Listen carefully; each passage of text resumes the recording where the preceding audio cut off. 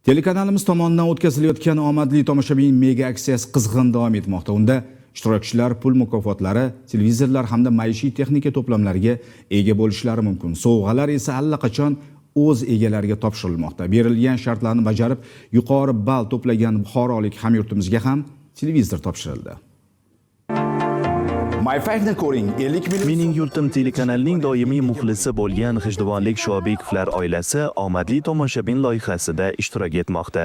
Mening yurtim telekanalining hamma dasturlari rang-barang, qiziqarli.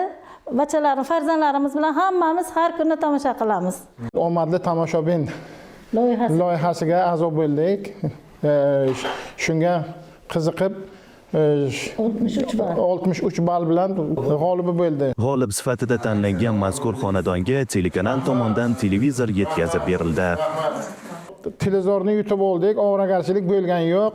O'zlari uyigacha, xonadongacha keltirib berib, bularga katta rahmat aytaman. Mazkur loyiha telekanal muxlislariga bayramona kayfiyat ulashishni maqsad qilgan.